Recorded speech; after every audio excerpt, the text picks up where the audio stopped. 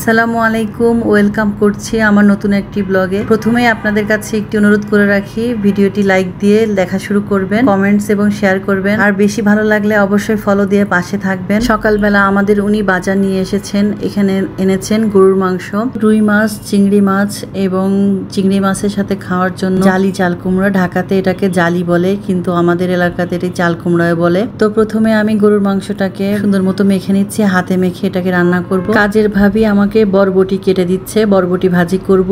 আর এদিকে মাছগুলো ধুয়ে দিয়েছে, এগুলোকে প্যাকেট করেছি, প্যাকেট করে ফ্রিজে রেখে দিলাম। রান্নাঘরে এত গরম যে আমি ফ্যান চালিয়ে রান্না করছি, হালকা ফ্যান চালিয়ে রান্নাটাকে বসিয়ে দিব। কড়াইতে তেল দিয়ে নিলাম, এবার পেঁয়াজটাকে দিয়ে আমি গরম মশলাগুলোকে দিয়ে গরুর মাংসটাকে বসিয়ে দিব। পেঁয়াজটা একটু লাল লাল হলে মাখিয়ে রাখা গরুর মাংসটাকে দিয়ে আজকে রান্না বসাবো। মাঝে মাঝে একটু অন্যরকম করে রান্না করে খেতে ভালো লাগে, তো আজকে আমি একটু পেঁয়াজের বেরেস্তা করে তারপর রান্নাটাকে বসালাম। অন্য সময় আমি হাতে মেখে শুধু বসিয়ে দিই, আবার অনেক সময় মুরগি যেভাবে রান্না করে না, মশলা প্রথমে কষিয়ে গরুর মাংসটাকে বসিয়ে দেয়, সেভাবেও করি। তো পাশের চুলাতে আমি বরবটি ভাজিটাকে বসিয়ে দিচ্ছি, কড়াইতে ফোড়ন দিয়ে নিয়েছি। এখানে আমি শুকনা মরিচের ফোড়নটা দিয়ে নিলাম, শুকনা মরিচটা একটু লাল লাল হয়ে আসলে তারপরে পেঁয়াজ রসুনটাকে দিয়ে এবার বরবটিটাকে দিয়ে দিলাম। বরবটিটাকে দেওয়ার পরে লবণ এবং হলুদ দিয়ে একটু নাড়াচাড়া করে বসিয়ে দিলাম। নাড়াচাড়া করে সুন্দর মতো লবণ এবং হলুদটাকে মিশিয়ে আমি ঢাকনা দিয়ে ঢেকে রাখলাম। এপাশ থেকে আমি চিংড়ি মাছটাকে কেটে নিচ্ছি। চিংড়ি মাছটাকে সুন্দর মতো পরিষ্কার না করলে আমার ভালো লাগে না, তো এর মাঝখানে যে মাথার যে ময়লাটা থাকে সেটা পরিষ্কার করলাম, কেচি দিয়ে কেটে তারপর ভেতরে যে লম্বা নালিটা থাকে সেই নালিটা পরিষ্কার করে নিলাম। এদিকে আমার বরবটি ভাজিটাও হয়ে গিয়েছে, গরুর মাংসটারও পানি ছেড়ে দিয়েছে। আবার একটু ঢাকা দিয়ে কিছুক্ষণ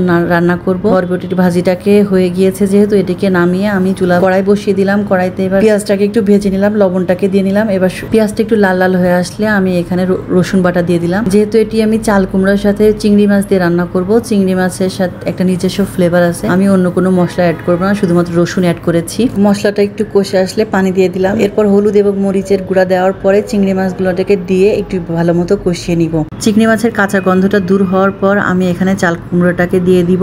এপাশ থেকে আমার গরুর মাংসটাও প্রায় কষানো হয়ে গিয়েছে, আমি আবার একটু ঢাকা দিয়ে রাখলাম। চিংড়ি মাছটাকে একটু টুকরা করে দিচ্ছি, আমার মনে হচ্ছিল চাল কুমড়োটার সাথে একটু টুকরা করে দিলে ভালো হবে। চিংড়ি মাছটাকে ভালো মতো কষিয়ে নিয়েছি, এবার আমি চাল কুমড়োটাকে অ্যাড করে দিলাম। চাল কুমড়োর সাথে আমি এখানে কিছু কাঁচামরিচও দিয়ে দিলাম। এবার ভালো মতো খুন্তির সাথে মাখিয়ে তারপর চাল কুমড়োটাকে ঢেকে দিলাম। এদিকে আমার গরুর মাংসটাও কষিয়ে এসেছে, পানিটা কমে গিয়েছে। এবার একটু নাড়াচাড়া করে আবার একটু ঢাকা দিয়ে রাখবো। গরুর মাংসটা প্রায় কষানো হয়ে গিয়েছে, তেল ভাসার জন্য ওয়েট করছি। তেল ভাসা হয়ে গেলে এবার পানিটাকে অ্যাড করে দিব। এদিকে চাল কুমড়োটাও আমার হয়ে গিয়েছে, 80% মতো সিদ্ধ হয়ে গিয়েছে, কষানো হয়ে। আজকের জালিটা অনেক বেশি কচি এবং সফট ছিল, রান্না করার পর খেতে অনেক মজা হয়েছিল। এই গরমের দিনে এখন চিংড়ি মাছ দিয়ে এরকম পাতলা তরকারি খেতে অনেক ভালো লাগে। গরুর মাংসটা কষানো হয়ে গিয়েছে, এদিকে তেল ভেসে এসেছে। আমি একটু নাড়াচাড়া করে গরম পানি দিয়ে দিলাম। ফুটন্ত গরম পানি দিলে তরকারির টেস্টটা ভালো থাকে। এখানে আমি একটু ঝোল বেশি রেখে দিব গরুর মাংসের সাথে। এদিকে আমার চাল কুমড়ার তরকারিটাও হয়ে গিয়েছে, আমি একটু দেখে নিলাম কেমন হয়েছে, তারপর চুলাটা অফ করে দিলাম। চুলাটা অফ করে গরম চুলার উপর আমি কিছুক্ষণ রেখে দিব, এতে তরকারির টেস্ট আরো বেশি ভালো হবে।